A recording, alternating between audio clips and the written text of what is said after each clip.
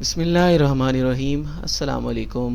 Welcome to this important lecture of physics. इस lecture के अंदर हम एक इम्पॉर्टेंट टर्म मैग्नेटिक फ्लक्स को डिस्कस करेंगे।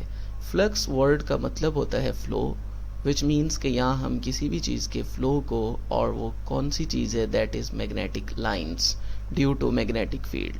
तो जब भी मैग्नेटिक लाइंस के फ़्लो को किसी स्पेसिफिक सरफेस से हम डिस्कस करेंगे तो that is called magnetic flux.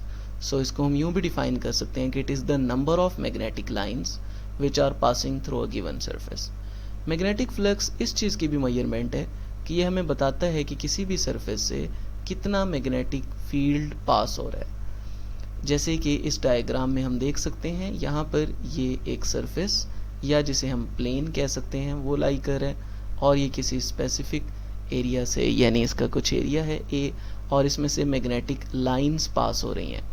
सो अगर हम इस सरफेस के ऊपर एक नॉर्मल बनाएं, नॉर्मल बनाना इसलिए ज़रूरी है क्योंकि हम इन दोनों के दरमियान में जो डिफरेंस है वो हम इस परपेंडिकुलर की फॉर्म में ऑब्जर्व करते हैं। तो इस normal which is perpendicular on the surface और इस बी के दरमियान में कुछ डिफरेंस है, गैप है, जो कि डायरेक्शन का डिफरेंस है, जिसको हम एंगल थीटा से मेजर कर सकते हैं। तो mathematically magnetic flux will be equal to the dot product of magnetic field strength, B shows the magnetic field strength and area, और जब हम इसे मैग्नीट्यूड फॉर्म में लिखेंगे तो साथ cos थीटा को मल्टीप्लाई कर देंगे।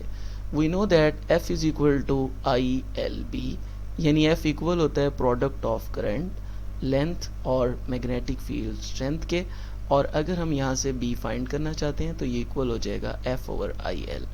यूनिट्स को फाइंड करने के लिए हम B की जगह पर F ओवर IL पुट कर सकते हैं और साथ A आ जाएगा। cos थीटा को हम इसलिए इग्नोर कर रहे हैं क्योंकि cos थीटा का अपना कोई यूनिट नहीं है। तो यहाँ पर हम यूनिट्स की वैल्यूज़ पुट करते हैं। Force is measured in newton, current is measured in ampere, and length is measured in metre, and area is measured in metre square.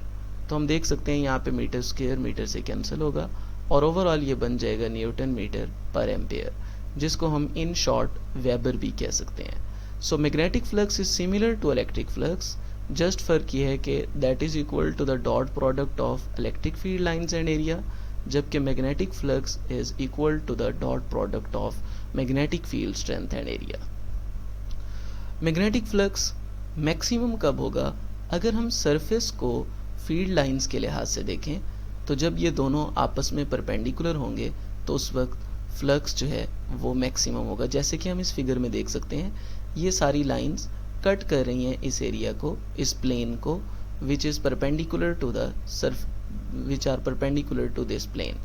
तो इस तरह से हम देख सकते हैं प्लेन या सरफेस जब परपेंडिकुलर हो तो उस वक्त फ्लक्स मैक्सिमम है। लेकिन हम मैथमेटिकली देखें तो मैथमेटिकली हम एंगल को मेजर कर रहे होते हैं विद रिस्पेक्ट टू नॉर्मल। तो इसलिए हम इन शॉर्ट अगर हम इसी सरफेस के ऊपर एक नॉर्मल, एक परपेंडिकुलर लाइन ड्रॉ करें तो B और A आपस में पैरेलल बन जाते हैं। सो इन अदर वर्ड्स हम कह सकते हैं कि नॉर्मल जब फील्ड लाइंस के साथ पैरेलल होगा तो उस वक्त तो एंगल ज़ीरो होगा पैरेलल के केस में, क्योंकि हम जो एंगल ले रहे हैं वो हम नॉर्मल के हिसाब से ले रहे हैं, सरफेस के हिसाब से नहीं ले रहे, और cos ज़ीरो इक्वल होता है 1 के, और ये मैक्सिमम फ्लक्स BA के इक्वल हो जाएगा। In other case minimum flux कब होगा, जो कि हम लॉजिकली इस फिगर में देख सकते हैं। ये एक सरफेस है जो कि same in the direction of lines lie कर रही है, प्लेन लाई कर रही है। तो इस तरह से हम देख सकते हैं कि जब ये प्लेन या ये सरफेस पैरेलल हो विद द फील्ड लाइंस तो उस वक्त फ्लक्स मिनिमम होगा। लेकिन जब हम इसी चीज़ को नॉर्मल के हिसाब से देखेंगे तो नॉर्मल इस सरफेस पे परपेंडिकुलर वेक्टर को कहा जा रहा है, तो उस वक्त जो है ये लाइंस के साथ परपेंडिकुलर होगा, विच मीन्स कि इस केस में हम नॉर्मल के हिसाब से जो एंगल ले रहे हैं दैट इज़ 90, और ऊपर वाले केस में जो हम एंगल के हिसाब से नॉर्मल और फील्ड लाइंस में एंगल ले रहे थे दैट वाज इक्वल टू 0। तो अगर हम इसको मैथमेटिकली प्रूव करें तो इसके मुताबिक BA cos 90 is equal to 0, so anything multiplied by 0 is equal to 0. So minimum flux means zero flux will pass in this case. Thank you so much. That was all for this video. उम्मीद है ये आपके लिए helpful रहा होगा। So we request you कि आप हमारे चैनल को सब्सक्राइब कर लें और बेल आइकन को ज़रूर क्लिक करें ताकि आपको आइंदा ऐसी यूज़फुल वीडियोस मिल सकें। Thank you.